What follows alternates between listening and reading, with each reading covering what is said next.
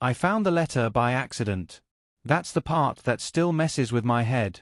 If I hadn't dropped that old toolbox in the basement, if the bottom hadn't cracked open, if those yellowed envelopes hadn't spilled across the dusty floor, I would have gone my whole life never knowing the truth. The house used to belong to my father. After he died, it became mine. A quiet place on the edge of town. Creaking floors. Cold walls. A history that felt heavier than it looked. I was down there cleaning because the realtor said I should renovate before selling. I didn't even want the place. Too many memories. Too much silence. That's when I saw the letter. No stamp. No return address. Just my father's name in shaky ink. I picked it up. My hands were already dirty, but I remember wiping them on my jeans anyway, like I was about to touch something sacred. I opened it. And the first line stopped my breathing. If you are reading this, then I'm probably already dead. And the man you trusted most killed me. I sat down hard on the basement steps. My chest felt tight. My ears rang. I kept reading. The letter was from my uncle. My dad's younger brother. The man everyone said ran away 20 years ago. The man my family never spoke about. But he didn't run. He was murdered. And the killer was still alive. Still rich. Still respected. Still sitting at our family dinners. The letter explained everything. My father and my uncle had inherited the house together from their parents. But there was more. Way more. Hidden property. Land worth millions now. My uncle found out my father had been secretly signing things over behind his back. They fought. Then one night, my uncle disappeared. Everyone believed my father's story. He left town. Took his share. Wanted nothing to do with us. But the letter said otherwise. It said my father confronted him in the basement. It said there was yelling. It said there was a shove. It said my uncle fell. Hit his head. And never got up. My father buried him behind the old oak tree. Then he forged documents. Took everything. And lived a lie for 20 years. I sat there shaking. My whole childhood flashed in my head. Every birthday. Every Christmas. Every time my dad hugged me and told me how much family meant to him. All of it built on a corpse. And then I saw the final line of the letter. If you have a conscience, don't let him die peacefully like I did. That's when something in me broke. I wasn't just angry. I was hollow. Like my whole identity had been poisoned. The man who raised me, the man I loved, was a murderer. And he got away with it. But not anymore. I didn't confront him. Not yet. I didn't scream.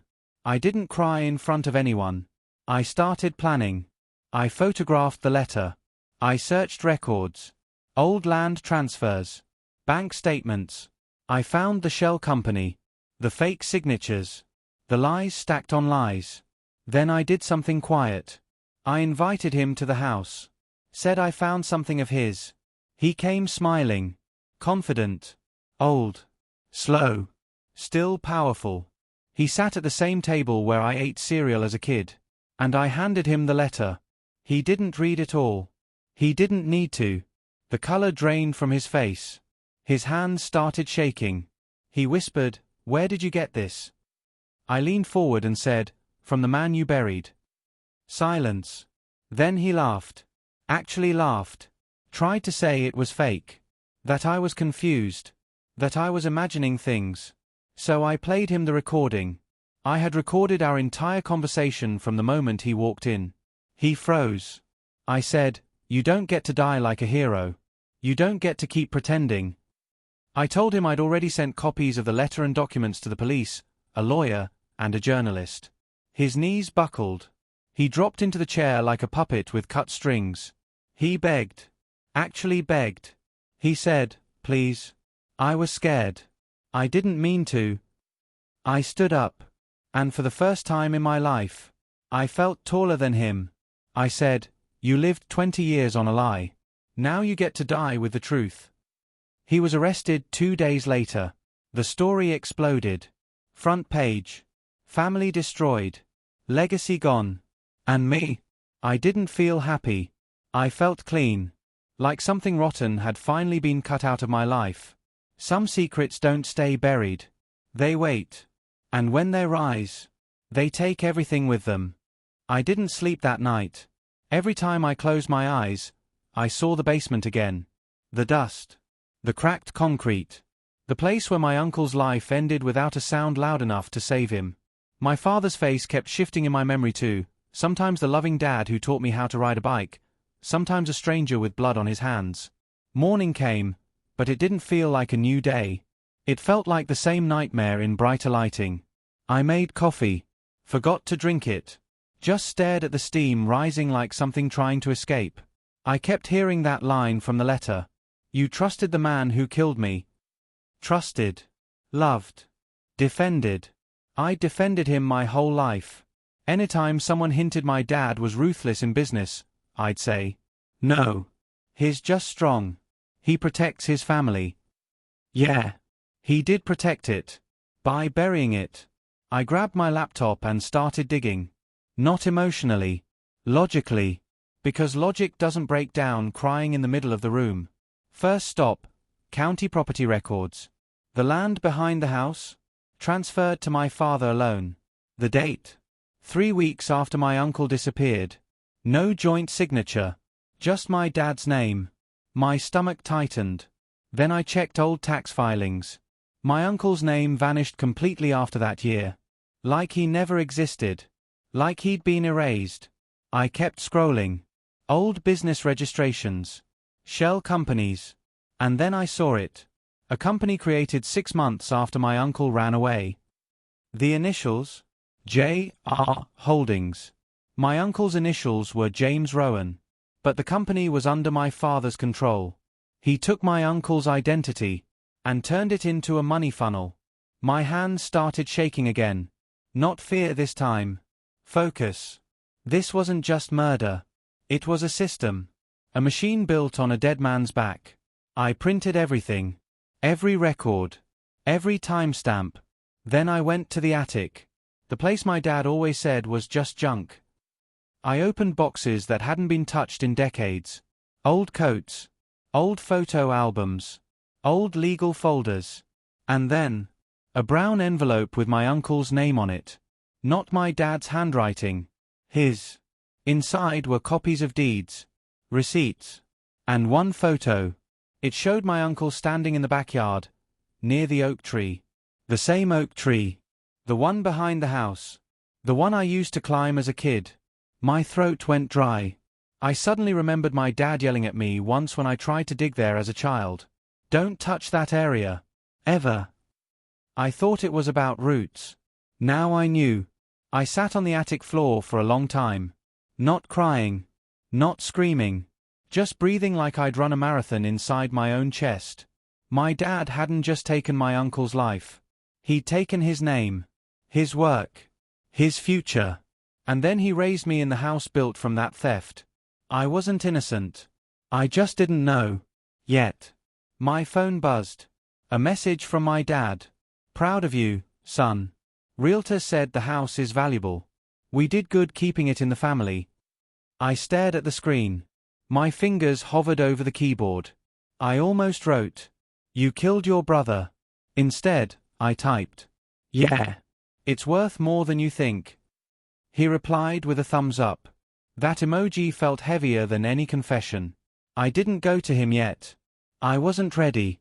Not because I was scared. Because I wanted control. People like my father don't fear anger. They fear exposure. So I started building a trap. Not fast. Not loud. Slow. Silent. Perfect. I called an old family lawyer. One my dad hadn't used in years. I said I wanted to protect the estate. He agreed to meet. I showed him the documents. He stopped smiling halfway through. Then he leaned back and said, "If this is real, your father committed fraud on a massive scale." I looked him in the eyes and said, "And murder." He didn't laugh. He didn't argue. He just whispered, "Jesus." Then I contacted a journalist. Anonymous tip. I didn't send everything. Just enough to make them curious. A hook. A breadcrumb trail soaked in gasoline. Then I did the hardest thing of all. I acted normal.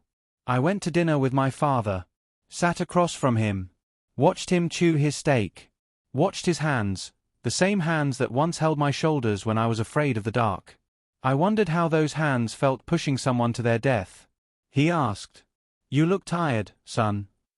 I smiled and said, "Yeah. Just thinking about the past." He laughed lightly. "Don't do that. The past is buried." "Yeah. It was. Right behind the oak tree." I nodded and kept eating. Inside, I was already planning how to make him dig it back up himself. And I wasn't done yet. Not even close. I couldn't stop thinking about the oak tree. It stood in the backyard like it always had. Tall. Quiet. Ancient. I used to think it was protective. Strong. Something permanent in a world that kept changing. Now it felt like a gravestone pretending to be scenery. 3 nights after dinner with my father, I drove back to the house alone. No headlights when I pulled in. No music. Just the sound of gravel under my tires and my heartbeat drumming in my ears.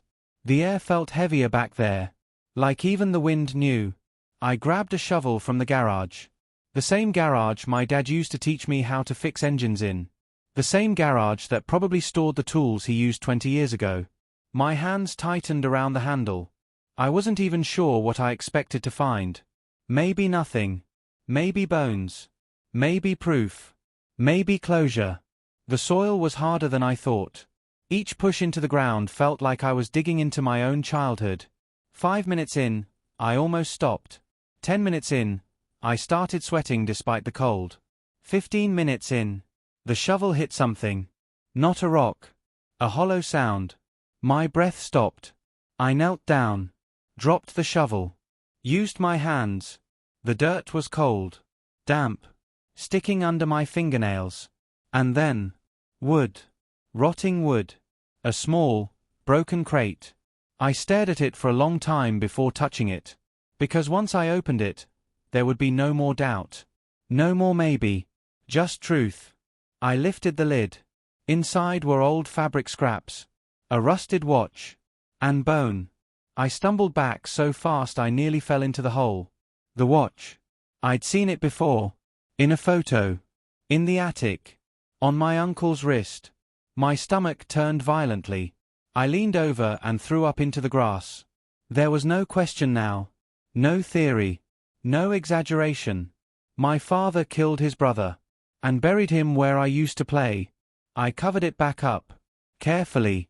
Because now this wasn't about emotional justice. This was legal. Strategic. Controlled. I drove straight to the lawyer. It was 11:40 p.m. I didn't care. When he opened the door and saw my face, he didn't ask questions. I just said, "I found him." He didn't respond for a full 10 seconds. Then he stepped aside and said, "Come in." The police were called. Quietly. Discreetly. Forensics arrived before sunrise. The oak tree was surrounded by yellow tape by morning. Neighbors whispered. Cameras started appearing by afternoon. My phone exploded with messages. My father called 6 times. I didn't answer. By evening, he showed up at my apartment. He looked smaller. Not physically, but like something inside him had collapsed. He didn't sit down. He didn't greet me. He just asked, "Why?" The word almost made me laugh. Why? Why did I dig? Why did I question? Why didn't I let a murderer rest peacefully? I stood there calmly and said, "Because he deserved better." His jaw tightened. "You don't understand what happened." "Then explain it." He didn't. He couldn't. Instead, he said something I'll never forget. It was an accident. And accidents don't deserve to ruin 2 lives. 2 lives. Not 3. Not counting my uncle. Not counting mine. I felt something icy settle inside my chest.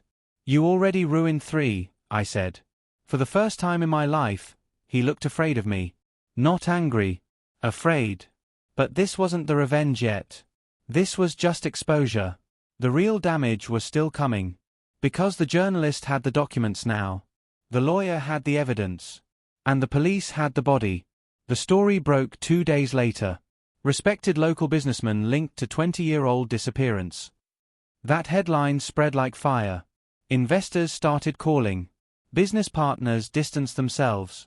Old employees began sharing stories about threats, manipulation, intimidation. It was like once one crack formed, the entire wall started collapsing. And then something unexpected happened. My aunt called me. My uncle's wife. The woman who believed for 20 years that her husband abandoned her. Her voice trembled when she spoke. "Is it true?" I closed my eyes and said, "Yes." There was a long silence. Then she whispered, "I knew he wouldn't leave me." That sentence broke something in me that anger never could. This wasn't just about land or money. It was about a woman who spent 20 years thinking she wasn't enough. Because a lie was easier than murder. I promised her one thing. I won't let him escape this. And I meant it. But my father wasn't done fighting. He hired lawyers. Expensive ones. They tried to frame it as a tragic accident covered up out of panic. They tried to paint him as a grieving brother who made a mistake. They tried to paint me as an unstable son chasing inheritance. That one stung. But I was ready. Because I had something he didn't know about yet. Something I found inside that crate. Under the fabric. Under the bones. A second envelope. Sealed. Untouched. And addressed. To me. I haven't opened it yet. Not even now. Because whatever is inside will change everything. And I want him to hear it first.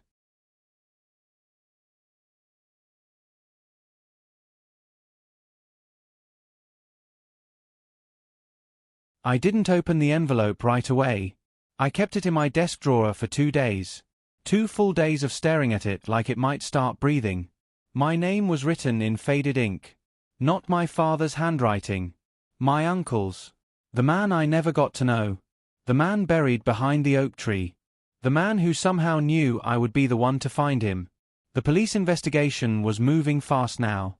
Forensics confirmed the remains were consistent with a 20-year-old burial. Dental records were being pulled. Old missing persons files reopened. My father had been formally questioned twice. Each time he claimed it was an accident. Each time he insisted he panicked. But panic doesn't create shell companies. Panic doesn't forge documents for decades. Panic doesn't smile at family dinners like nothing happened. On the 3rd night, I finally locked my apartment door, turned off my phone, and sat at the kitchen table with the envelope in front of me. My hands were steady. That surprised me. I broke the seal. Inside was a single folded page. And a small key. I unfolded the letter. My nephew. If you are reading this, then your father never found this hiding place. Which means you are smarter than he thinks you are. I don't know how old you'll be when you read this. Maybe a teenager. Maybe a grown man. But I need you to understand something. Your father didn't just fight me over money. He found out what I was planning to expose. The land behind the house isn't just land. There's oil under it. Confirmed reserves. I hired a private surveyor. I kept the documents hidden because I didn't trust him. He found out. He wanted full control before the public announcement. That's why we argued. That's why he pushed me. And if he tells you it was an accident, remember this. He locked the basement door before we started fighting. He didn't plan to kill me. But he planned something. My vision blurred. Oil. Not just property. Not just land value rising. Millions. Maybe hundreds of millions. My father didn't just steal an inheritance. He stole a fortune. The letter continued. There's proof in a safety deposit box. Bank name and number are written on the back of this page. If I don't make it out of this house alive, he will try to erase me. Don't let him. And one more thing. If you're reading this, it means you chose truth over comfort. That alone makes you better than him. I lowered the page slowly. My heart wasn't racing anymore. It felt cold. Focused. Because this wasn't about revenge for a fight gone wrong. This was about greed. Calculated greed. I flipped the page over. There it was. A bank name. A branch number. A box ID. And the key in my hand suddenly felt heavier than metal. The next morning, I went to the bank. The manager looked skeptical at first. The box hadn't been accessed in over 20 years. But once legal identification matched the next of kin documentation reopened by the police, they allowed supervised access. The vault door closed behind me with a thick metallic echo. Inside the small box were documents, survey reports, geological data, contracts drafted but never filed, and a recorded microcassette tape. Yes, a tape. I stared at it for a long moment. Then I requested a device to play it. The sound crackled at first. Then my uncle's voice filled the small vault room. "I'm recording this because I don't trust my own brother." I froze. He sounded calm, determined. He's been acting strange since he saw the survey results. If anything happens to me, it won't be random. It won't be me running away. It will be him protecting what he thinks is his. Then, another voice. My father's. Faint. Angry. "You think you can cut me out? After everything I've built?" The recording cut abruptly. But it was enough. Not just motive. Not just proof. Intent. I walked out of that bank knowing something my father didn't. His accident story was dead. Now I had evidence that he knew about the oil before the fight. That he had motive beyond panic. That he locked the basement door. And that he planned to control everything. I didn't go straight to the police. No. Because this was bigger than criminal charges. This was corporate fraud. Land manipulation. Hidden assets. Investors who had been quietly redirected for decades. So I did something my father would understand. I called a press conference. Not alone. With the journalist who'd been digging. With my uncle's widow beside me. With copies of every document stacked neatly on the table. My father watched it live. I know he did. Because 5 minutes before we went on air, my phone lit up with his name. I silenced it. Then stepped to the podium. The cameras flashed. My throat felt dry. But my voice didn't shake. "For 20 years, I said, a lie has protected a man who built his empire on stolen blood." Gasps in the room. My aunt squeezed my hand. And then I played the tape. My father's own voice echoing through speakers. Angry. Possessive. Desperate. The silence afterward was deafening. Reporters started shouting questions. Stocks tied to his companies began dropping within hours. Partners issued public distancing statements. The board of his largest firm scheduled an emergency meeting. And for the first time, he wasn't in control. But he wasn't finished either. That night, I came home to find my apartment door slightly open. Not forced. Just unlocked. I never leave it unlocked. My chest tightened. The air inside felt wrong. Still. Like something had moved through it. On my kitchen table. The envelope. The one from the crate. The one I'd already opened. But now there was something new written on it. In fresh ink. "You should have stayed out of this." I didn't call the police. Not yet. Because I knew something now. My father wasn't scared of prison. He was scared of losing power. And a man like that doesn't fall quietly. I didn't sleep that night. Not because I was scared. Because I was thinking. Fear is loud. It screams in your chest. It makes your hands shake. This wasn't fear. This was calculation. My father had entered my apartment. Or he'd sent someone. Either way, it wasn't about hurting me. It was about reminding me that he still could. "You should have stayed out of this." I read the sentence over and over again. There was no anger in it. No curse words. No threats. Just calm control. That's what made it dangerous. The next morning, I didn't confront him. I installed cameras. Changed locks. Backed up every file in 3 separate locations. Then I did something smarter. I leaked the oil report. Not fully. Just enough to make the market panic. Within hours, speculation exploded. Analysts started questioning why the land hadn't been declared. Why certain mineral rights had been quietly transferred to shell companies. Why JR Holdings existed at all. My father's board scheduled another emergency session. This time without him present. His empire wasn't cracking anymore. It was splitting. He called me that afternoon. I answered. Silence on the line for 3 seconds. Then his voice. "You're enjoying this?" It wasn't a question. No, I said calmly. I'm correcting it. He exhaled sharply. You think you understand what this world is like? You think playing hero makes you strong? I walked to the window and looked down at the street below. I think burying your brother makes you weak. Silence. Longer this time. Then he said something that surprised me.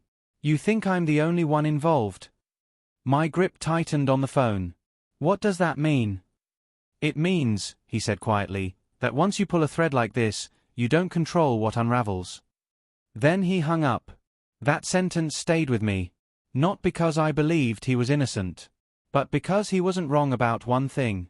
Money like that doesn't move alone. Oil rights, corporate fronts, silent investors, political connections.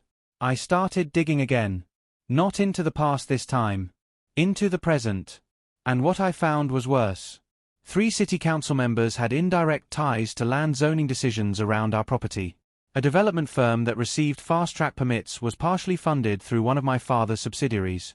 The oil survey had never been publicly filed. It had been suppressed. Not just by him.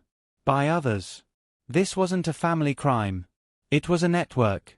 That night, I met the journalist again. I showed her everything. Her face shifted from curiosity to something darker. This is bigger than your father, she said. I know. Are you prepared for that? I thought about the envelope on my kitchen table. The warning. The unlocked door. Then I nodded. Yes. The next article hit harder. Not emotional. Not dramatic. Factual. Documents. Timelines. Financial links. By morning, federal investigators announced they were reviewing corporate filings connected to the land. And that's when my father made his move. He didn't threaten me. He didn't yell. He went on television. Sat down for an exclusive interview. Calm. Controlled. Dressed in navy like always. He called it a tragic family dispute. He said I was emotionally unstable after discovering old bones. He said grief can distort memory. And then, he looked directly into the camera. And said, I love my son. And I hope he gets the help he needs. The call started within minutes. Friends asking if I was okay. Distant relatives questioning my state of mind. Anonymous accounts online calling me greedy. Ungrateful. Mentally unstable. I stared at the screen, watching him rewrite reality in real time. That's when I understood something. My father didn't just manipulate money. He manipulated perception. He was trying to isolate me. Make me look irrational. Because if I looked unstable, the evidence would look emotional, not factual. And for a brief second, it worked. I felt doubt creep in. What if the system protects men like him? What if exposure isn't enough? What if truth doesn't win? Then my phone buzzed. A message from my aunt. I believe you. 4 words. That's all it took to steady me. Because this wasn't about public opinion. It was about facts. And I had something he didn't know about yet. The full recording. Not just the clip. The entire tape. Including the part where the fight started. Including the sound of the basement door locking. He didn't know I had that section. He thought it was damaged.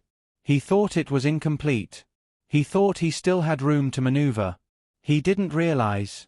I was waiting for the perfect moment. Because revenge isn't just about exposure. It's about timing. And I wanted his collapse to be irreversible. But while I was planning, something else was happening. The Federal Review uncovered offshore accounts. Accounts that weren't in my father's name, but tied to the same shell company, JR Holdings. The initials again, James Rowan. My uncle's stolen identity. And one of those accounts was still active. Someone was still moving money. Recently. This wasn't just past corruption. It was ongoing. Which meant one thing. My father wasn't acting alone. And whoever his partner was about to realize I existed. That night, my phone rang from a blocked number. I answered. A woman's voice this time. Cold. Professional. You don't know what you're doing. I didn't ask who she was. I know exactly what I'm doing. A pause. Then she said something that made my blood run cold. Your father wasn't the one who locked the basement door. Click. The line went dead. I stood there in silence, heart pounding, mind racing. If that was true, then the story I built in my head was incomplete, and the real monster might still be walking free. I couldn't sleep again. Not after that call. Not after the cold realization that everything I thought I knew might be a fraction of the truth. My father wasn't just a liar. He wasn't just a killer. He was part of a system I had barely begun to understand. The next morning, I started retracing every step I had taken in the past week. Every document, every recording, every meeting. I knew I had to find the hidden partner before he, or she, made the first move. I revisited the lawyer. Showed him the offshore account activity. Showed him the call log. The blocked number. Everything pointed to someone high up. Someone who moved quietly, efficiently. Someone who would notice me if I hesitated. He looked at me and said, "This isn't just family revenge anymore. This is dangerous. You need a plan. A real plan." I nodded. I already had one. I spent the next 3 days surveilling my father's movements. Watching the way he shifted his schedule, how often he called certain numbers. And then, something finally clicked. A recurring lunch meeting. Every Thursday. A small, private room at the exclusive club downtown. The same people, the same secrecy. I didn't confront him yet. I didn't call the journalist. I didn't alert the police. Because I needed proof. Absolute proof. So I followed him. He was arrogant. Careless. Smiling at people who didn't matter. Laughing in a way that made my blood boil. The way he treated them, it was the same confidence he had when he buried a man behind the oak tree. The same arrogance that convinced him he could manipulate truth and perception. Inside that room, I saw them. 3 men and 1 woman. A woman with sharp eyes and a smile that didn't reach them. My father sat at the head of the table. And then, quietly, she spoke. "We can't let him find out about the offshore transfers," she said. My chest went tight.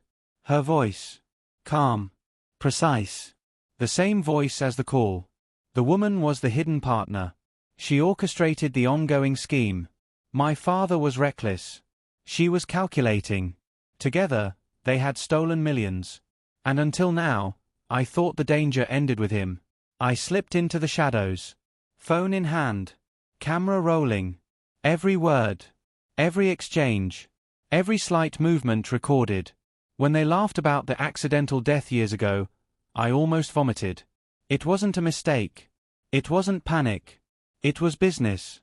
And I finally had the evidence to show the world that my father's crime wasn't isolated.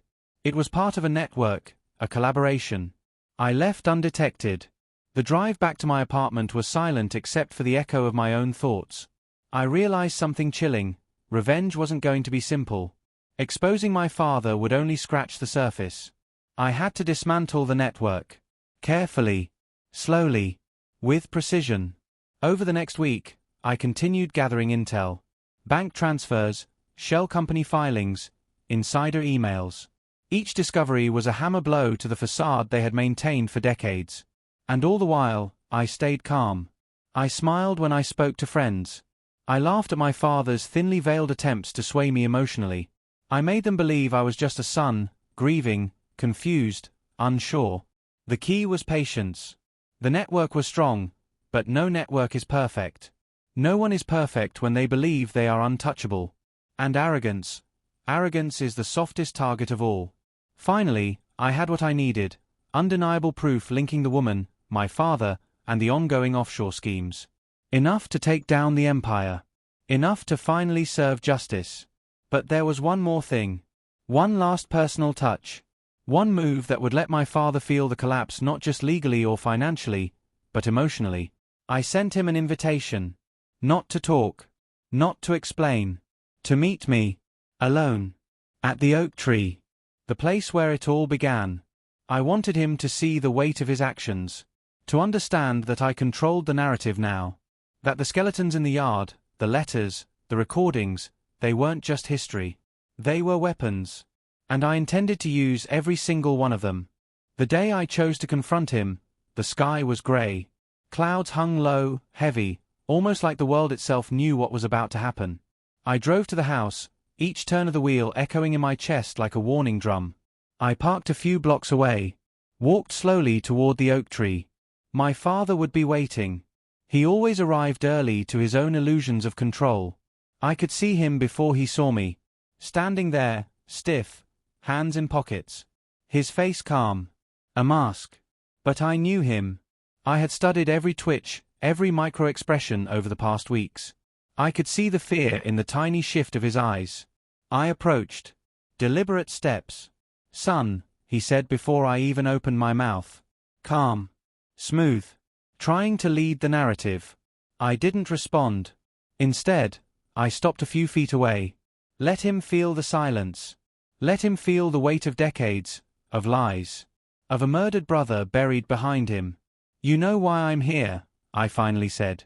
My voice was steady, controlled, but my pulse pounded in my ears. He smiled thinly. "I don't. You're just upset over some old letters, some stories you barely understand." I let out a short, humorless laugh. "Old letters? Stories? You call killing your own brother a story?" He stiffened. His jaw twitched. "Accident." "No," I took a step closer. "You thought no one would ever know. You were wrong. And it's not just you anymore." I pulled out my phone. Pressed play. The full recording played across the oak tree clearing. Every sound of the basement door locking. Every heated word. Every threat he issued while my uncle pleaded. His own voice filled the air. His face paled. He tried to speak, but the sound of his own guilt blocked the words. "You," he finally managed. "I told you to feel it," I interrupted. "Feel every lie, every stolen fortune, every betrayal. You built your life on him. On bones. On silence. On trust you murdered." He took a step back, a trembling in his hands. For the first time, I saw him not as my father, but as the monster my uncle described. Vulnerable. Exposed. Broken. "Do you think I'll go easy?" I asked, my eyes cold. "Do you think the law is the only thing I'll use?" He swallowed hard. "Son, you don't understand." "I understand more than you ever thought I would," I said, voice rising slightly. "And the network you thought would protect you? I've already started dismantling it." Then I laid out the plan he didn't see coming. The journalist. The lawyer. The offshore accounts. The board of directors being called in. The federal investigation. Each move designed to isolate him, to make him see that his allies weren't real, his power was an illusion, and his empire was crumbling. He backed toward the oak tree. I followed. Each step I took felt like a drumbeat of justice. "You'll go down for this," he spat. But the words were weak. Empty. They had no power anymore. "I already have evidence," I said. "And you're going to feel every consequence. Financial. Legal. Emotional. Everything you thought you could control, you won't." For a moment, he said nothing. Just stared. Then he laughed, a hollow, broken sound. "You always were clever," he admitted. "Maybe too clever." I didn't respond. I let the silence speak. And then, almost casually, I handed him the envelope from the crate. The one my uncle had left me. "I think it's time you hear the rest," I said. "The truth. From him." He hesitated. His eyes flicked to the oak tree, to the ground where my uncle's remains rested. A shiver ran through him. "I don't need to hear it," he said weakly. "Yes, you do," I replied. "Because this time, I'm not hiding anything. Not from you. Not from anyone." And as he opened the envelope, the wind shifted. Grey clouds scattered light across the clearing. The world felt heavier. The air tasted metallic. He read. And I saw it, the flicker of panic. The heat rising to his cheeks. The shake in his hands. The first crack in the armor of the man who thought he was untouchable. The battle wasn't over. Not by a long shot. But I had the upper hand. And this time, I wasn't just seeking exposure. I was seeking reckoning. After handing him the envelope, I stepped back and let him absorb it. The words weren't just letters on paper. They were decades of betrayal, greed, and murder distilled into sentences. Every lie he had lived was laid bare, and I could see it working, each one of them slicing through the false confidence he had built over 20 years. His hands trembled as he held the envelope. His breathing quickened. The grey sky overhead mirrored the storm inside him. I waited. Patient. Calm. Cold. You can't prove any of this, he finally said, voice tight, desperate. I can, I said, and tapped my phone. All the recordings, all the documents, the offshore account statements, the emails, the surveillance footage, everything. Everything he thought was buried. Everything he thought he controlled. I had copies in 3 locations, sent to the journalist, the lawyer, and a federal investigator. The walls of his empire were already trembling, and he didn't even know it yet. He looked around as if the oak tree itself might rise up and strike him. You don't understand, the people I know. I stepped closer, and my voice dropped into a whisper that cut through the wind. I understand enough. Enough to know the people who protect you will abandon you once they realize what you've done. Enough to know that this time, there's no hiding. No excuses. No lies. He swayed, like a man caught in quicksand, reaching for control he no longer had. I did it for the family. You call murder family? I asked. You call theft family? You call silence while a man's blood seeped into this earth family? I call it betrayal. And now, reckoning. He fell silent. His lips pressed together, trembling. For the first time, I realized something. He wasn't just afraid of being exposed. He was afraid of me. My calm. My patience. My resolve. He had underestimated me my entire life. And that mistake would be his undoing. I pulled out the microcassette tape from the bank box. Do you remember this? I asked. He flinched. His eyes darted to it like it was a weapon. This is your confession. Your own voice telling the world you orchestrated a murder and a cover-up. The network. The offshore accounts. Everything. He opened his mouth, probably to argue, but I didn't let him speak. I held up the tape and smiled. Do you hear that? That's not just your past speaking. That's your future screaming. He staggered back against the tree. You're ruining everything, he said, but it came out more like a plea than a threat. I shook my head. No. I'm restoring balance. Justice doesn't belong to you. It belongs to the people you stole from. To the man buried behind this tree. To me. To the truth. He collapsed onto a nearby bench, shaking. I could see the fight drain out of him. All the control he ever had, gone. For the first time, he was powerless. And then I left him there. Alone. Vulnerable.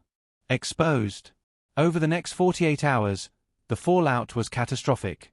The journalist published the full story. The recordings went viral. Investors pulled out. Partners resigned. The press called it one of the most chilling family betrayals in local history. My father's name, once respected, became a symbol of corruption, murder, and deceit.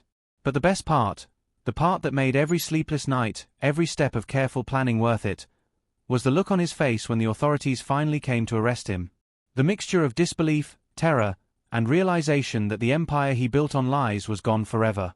And I stood back, calm, watching justice finally land where it should have. Not out of cruelty, but out of righteousness. The woman, the hidden partner, disappeared. Offshore accounts frozen. The network dismantled. And me. I finally felt it. Not joy. Not triumph. Not revenge in its bitter form. Relief. Closure. Validation. The oak tree swayed gently in the wind. Its shadow stretched across the yard, long and patient. I realized that some truths, no matter how buried, have a way of rising. And when they do, they take everything with them. I looked at the envelope again, the last gift from my uncle. He had known I'd see it. He had trusted me to finish what he couldn't. And now I had. Justice, at last, wasn't just about punishment. It was about the balance restored. And the silence that followed wasn't emptiness. It was peace. The days after everything unfolded felt surreal. My father was in custody. His empire crumbled. The woman, the hidden partner, vanished, leaving a trail of frozen accounts and unanswered questions. And I was left standing in the middle of the wreckage, surrounded by evidence, memories, and the echo of a man I never truly knew, my uncle.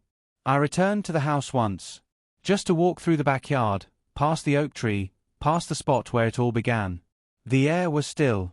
The wind whispered through the branches as though carrying the truth itself. And I realized, revenge doesn't always feel satisfying in the way you imagine. Sometimes, it's quiet, subtle. It's the peace that comes after the storm. I thought about my uncle, about the life stolen from him, about the decades of lies. And I thought about my father, how a man can build an empire out of blood, greed, and deception, yet still be powerless when confronted with truth. Justice isn't always instantaneous, and revenge isn't always brutal.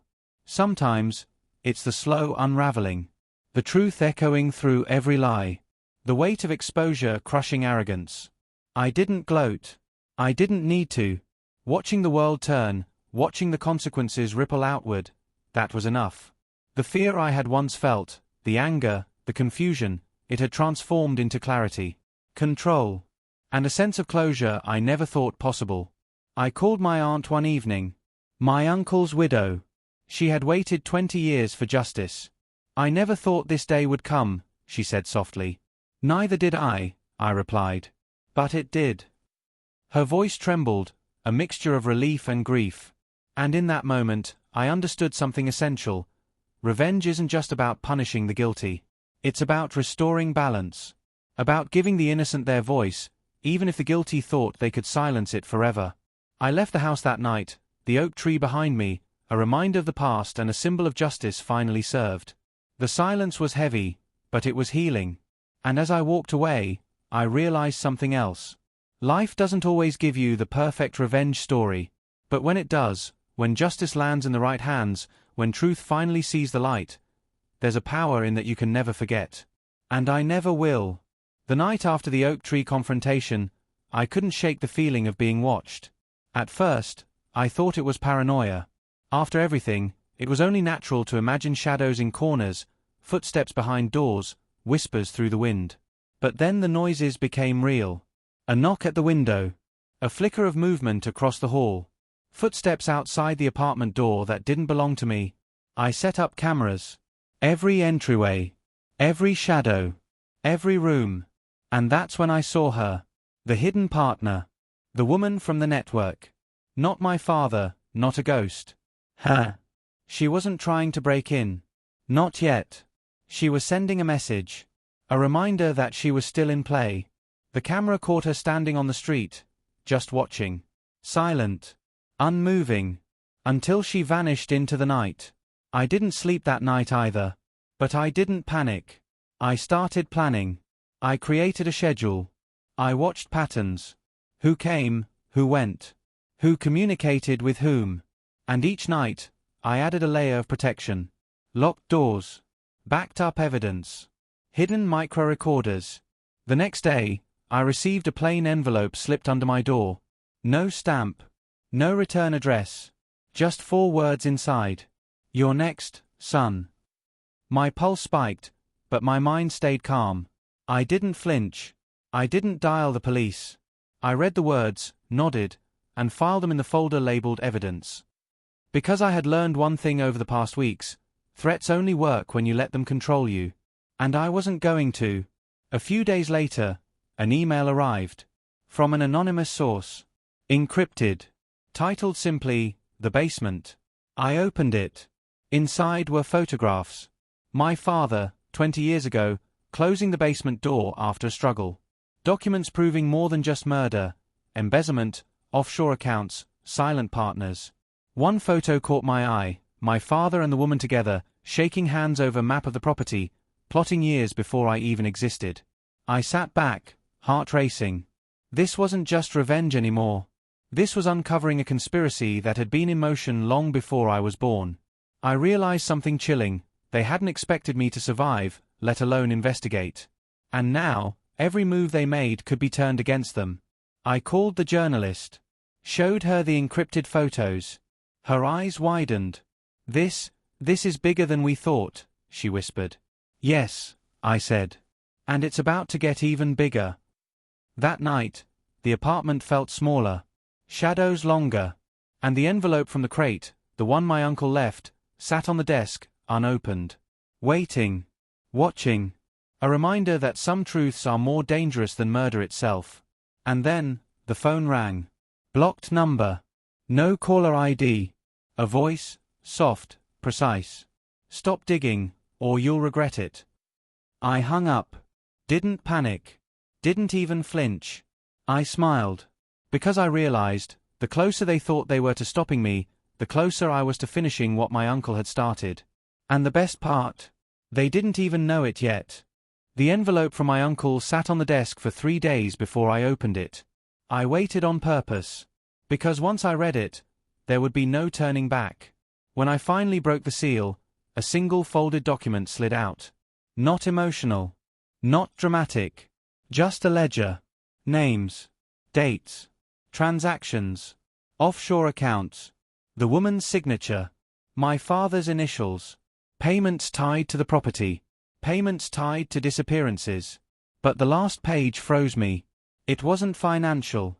It was a confession. Handwritten. From my uncle. If you're reading this, it means they tried to silence me. Your father didn't act alone. And if anything ever happens to you, the safety file is already scheduled. Safety file? I flipped the page. There it was. A scheduled data release, set to automatically send everything to 3 investigative outlets and law enforcement if not manually cancelled within 30 days. And there were only 4 days left. That's why they were panicking. That's why the threats increased. That's why the woman was watching. They weren't hunting me. They were racing the clock. That night, the phone rang again. Same blocked number. But this time the voice wasn't calm. Call it off. So they knew. You have 4 days, I said quietly. After that, it's not in my hands. Silence. Then a different voice came on. My father. For the first time in years. You don't understand what you're destroying. I felt something strange in my chest. Not fear. Not anger. Clarity. You destroyed it already, I replied. And I hung up. The next morning, everything exploded. News alerts. Police vehicles. Journalists outside the property. The safety file had triggered early. My uncle had added a failsafe. If his name ever appeared in a police database again, automatic release. Someone had tried to reopen his case. And it backfired. The photos. The offshore accounts. The basement records. All public. The woman was arrested first. Then my father. Not dramatic. Not cinematic. No shouting. Just handcuffs. Just consequences. Weeks later, I stood again beneath the oak tree. But this time it didn't feel heavy. The truth was no longer buried. It was documented. Filed. Exposed. The house would be demolished. The property seized. And the basement? Sealed permanently under court order. Some secrets rot in darkness. Others demand light. I chose light. Months passed. The story went national. Interviews. Podcasts. Articles. But when people asked me if I felt victorious, I always gave the same answer. It wasn't about revenge. It was about ending the silence. Because revenge burns fast. Truth lasts. And silence protects monsters. I never returned to that house again. But sometimes, late at night, I think about the crate. The evidence. The courage it took for my uncle to leave it behind. And I understand something now. He wasn't asking for revenge. He was asking for a witness. And I became one.